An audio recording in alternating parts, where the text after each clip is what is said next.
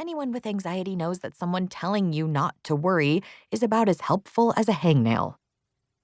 Today is my first chance to participate in a meeting that Calvin, my freshly retired boss and previous head of the entomology department, would normally attend. While he's off vacationing with his wife, enjoying the life of a man without job obligations, I will be attending the meeting with the heads of every department at the Wilhelmina Natural Science Museum.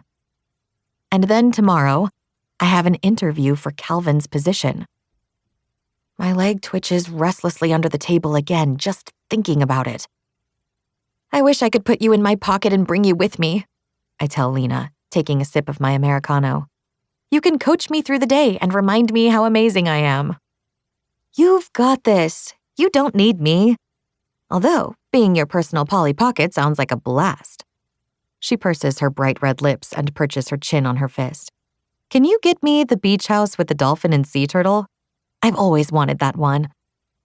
Of course. I take another bite of my muffin, hoping it will settle my whirling stomach. Will it be the back pocket or the front?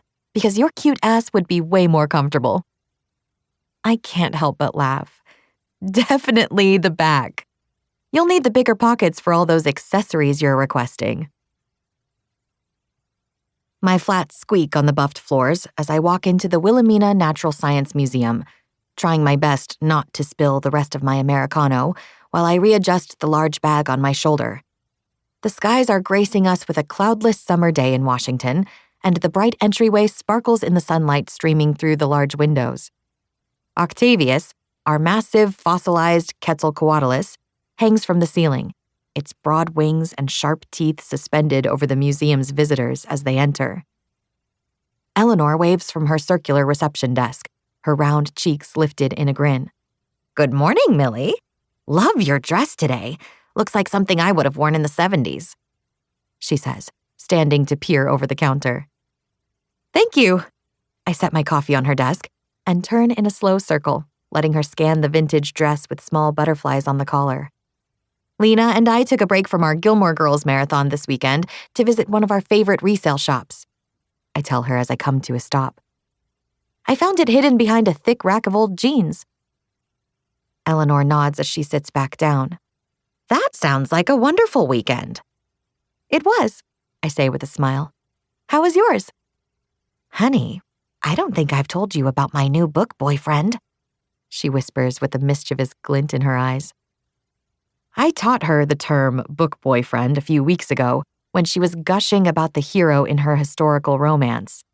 She has a book club with some other widows in her neighborhood, and I love to get recommendations from them. Their standards of men are top tier. She launches into her weekend read and has me laughing about the audacity of the brooding Duke and his love affair with a scullery maid until she suddenly stops. Her eyes flare behind her glasses. Well, you better get to your meeting. I don't want you to be late. She's a little too eager as she nudges my coffee cup toward me. Don't worry, I'll tell you all about the Duke next time. You've got places to be. Okay. My gaze narrows as she waves her hands in my direction, clearly shooing me away. When I have everything balanced again, I spin toward my office. But I smack right into a wall of muscle, and the scent of sage and soap invades my senses. Two big hands wrap around my arms to steady me, and my coffee cup is crushed between our bodies before it splatters to the ground. Oh, dear. Eleanor squeaks behind me, but there's a satisfied lilt to it. A sigh of defeat leaves my lungs, and I drop my forehead to the crisp white shirt before me. A moment of silence for the spilled coffee at my feet. My sanity will be hanging by a thread without that Americano. Liquid seeps through my dress and into my bra, snapping me back to the reality. I pull away and find a dark stain covering the top of my dress. So much for making a good impression this morning. My eyes are reluctantly drawn to the gray tie in front of me. Planets run down the line of fabric, and a little splash of coffee stains the blue of Neptune. Shit. Pins and needles creep up my spine. I know for a fact that this tie belongs to a man with a gorgeous face, but his